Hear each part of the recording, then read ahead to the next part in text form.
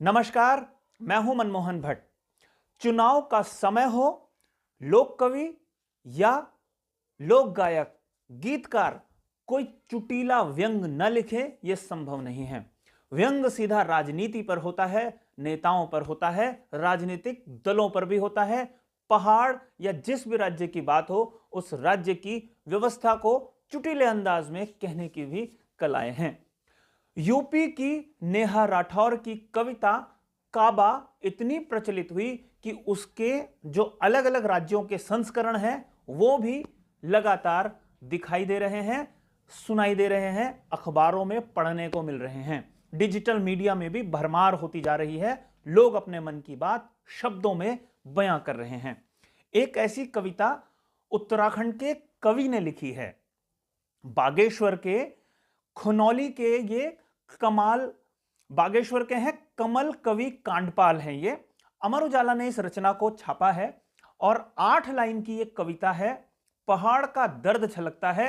मैंने जब ये कविता पढ़ी तो मुझसे रहा नहीं गया। मुझे लगता था कि अपने दर्शकों तक ये कविता पहुंचानी चाहिए मुझको भी। तो मैं आपको पढ़ के बताता हूं, आप खुद अंदाजा लगाइएगा कि कितने शानदार, कितने सरल शब्दों में कवि ने अपनी बात कही है। आप सुनिए इसको। ये कवि हैं कमल कवि कांडपाल, बागेश्वर के रहने वाले हैं। इनकी कविता मैं आपको पढ़ के सुना रहा हूं। पलायन से पहाड़ बेहाल बा, बीमारन के डोली का सहार बा, राज्य पर कर्ज की मार बा, 5 साल में 3 मुख्यमंत्री, सबको पेंशन घर कार बा, नेताओं की भरमार बा, विधायक जी बुढ़िया जाएं, बेटा बहू तैयार बा। बहुत सरल शब्दों में पहली ही लाइन जो है वो मन को छू लेती है। पलायन से पहाड़ बेहाल बा, पहाड़ में पलायन है। बीमारन के डोली का सहार बा, कोई बीमार हो जाता है तो उसको डोली पर आज भी ले जाया जाता है, कंधे में बिठा के अस्पताल ले जाते हैं। यह हमारे उत्तराखंड के स्वास्थ्य व्यवस्था की हाल है। राज्य पर कर्ज की मार बा, राज्य पर इस समय करीबन 65 से 70 हजार करोड़ रुपया का कर्जा चढ़ा हुआ है।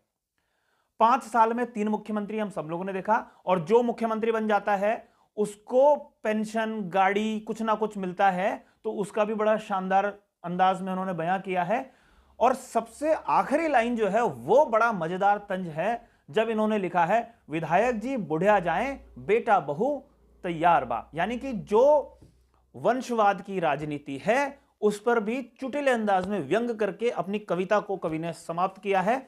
बहुत ही धन्यवाद कवि कांडपाल जी, कमल कवि कांडपाल साहब, एक ऐसा चुटीला व्यंग सबके सामने रखने के लिए जो 8 लाइनों में इन्होंने पूरे पहाड़ का दर्द हम सबके सामने रख दिया है।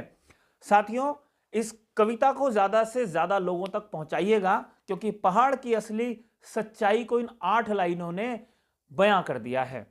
आपको ये रिपोर्ट कैसी लगी मैं इस बार कहूंगा नहीं, मैं ये कहूंगा आपको ये कविता कैसी लगी हमें जरूर बताइएगा, और इन कवि का हौसला जरूर बढ़ाइएगा जिन्होंने इतने शानदार कविता लिखी है। कुछ और कविताएं भी हैं जो मैं आपके सामने लेकर आऊंगा समय समय पर।